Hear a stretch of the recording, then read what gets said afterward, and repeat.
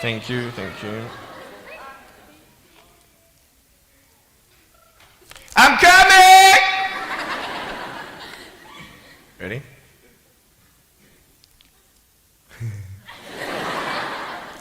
Hey, is that cool?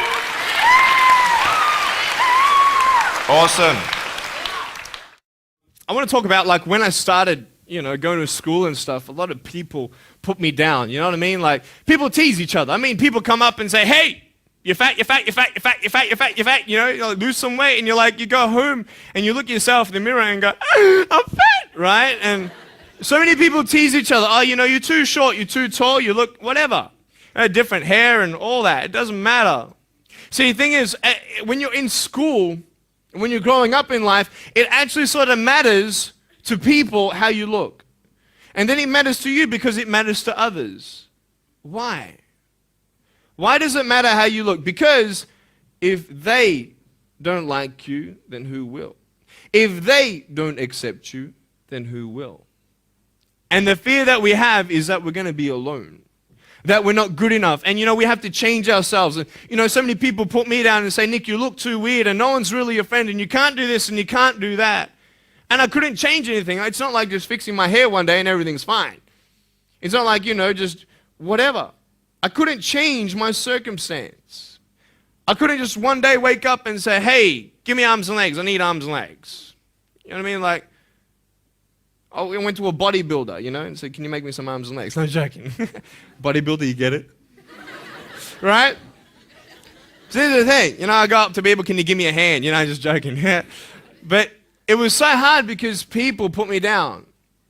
And I started believing that I was not good enough. I started believing that I was a failure.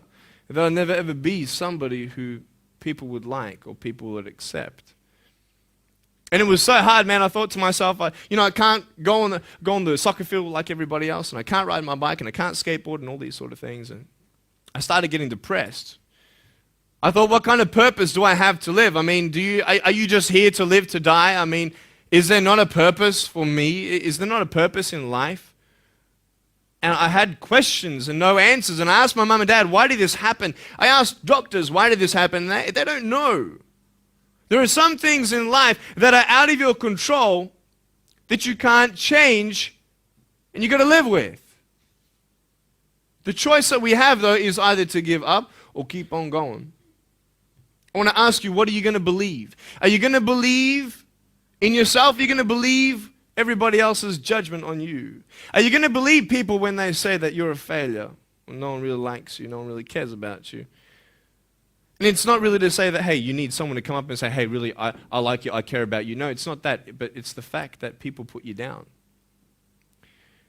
People don't even look you in the eye. People ask you how you are, and you say fine, but you're not fine, and they'll never know that. I tell you, life is interesting. Life's a journey. See this phone here? Let's say that I want to go to the phone, right? And I start from over here. Now, to get to the phone, it's not like I'm going to start meditating and going hum, right? And float across the air, right? It's not going to work. It's not like I'm going to go hum and woo, it's not going to work. So I have to take one step at a time, one step at a time, one step at a time. You can only take one step at a time. I don't care how big your step is, it's only one step at a time. You can't do 2 steps in one. You understand? So it's like one step at a time. And you take steps in this direction, you take steps in that direction.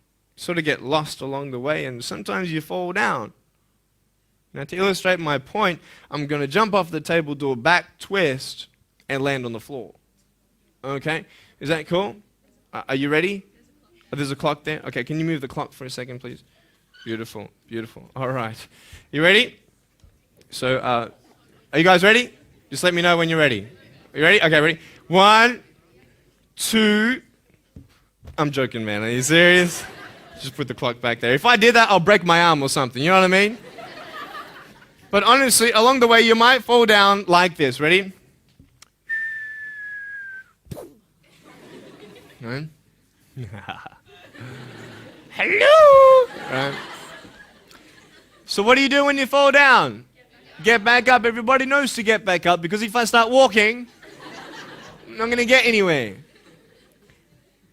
But I tell you, there are some times in life where you fall down and you feel like you don't have the strength to get back up. You sort of put a mask on your face when you come to school and pretend that everything's okay when it's not, and you go home and lay in your bed when no one's looking at you, when you don't have to impress anybody, and you're yourself. And fear comes in. You know the fear that you have as soon as you walk into the doors of your house. Maybe there's a broken home. Maybe you have doubt in your life. Maybe you don't know for sure what's going to be happening in the future and it scares you. Maybe you're worried about what people think of you, what people say about you. Just that fear paralyzes you. And I just want to ask you today, do you think you have hope? Because I tell you, I'm down here, face down, and I have no arms, no legs. It should be impossible for me to get back up. I mean, you go home and tie the legs and arms of your brothers and sisters and like push them down and see how long it's going to take them to get back up. You know what I mean? You know, you can tell them that you'll see them tomorrow. You know what I mean? But this is the thing. It should be impossible for me to get back up, but it's not. You see, I will try 100 times to get up, and if I fail 100 times, if I fail and I give up, do you think that I'm ever going to get up? No. But if I fail, I try again and again and again. For as long as I try, there's always that chance of getting up. Does that make sense? And it's not the end until you've given up. And just the fact that you're here should persuade you that you have another chance to get back up. There's still hope. I'm not here today to tell you that I understand your pain. I don't know how it feels to be abused. I don't know how it feels to feel, quote, fat and you've got an eating disorder. I don't know how it feels to have a broken home. I don't know how it feels. But I know how it feels to have a broken heart. And I know how it feels to be alone. And I want you to know that I found my strength in Jesus Christ, and you're going to find your strength in whatever you find it in. But I just want you to know that it's not the end. It matters how you're going to finish. Are you going to finish strong? And you will find that strength to get back up like this.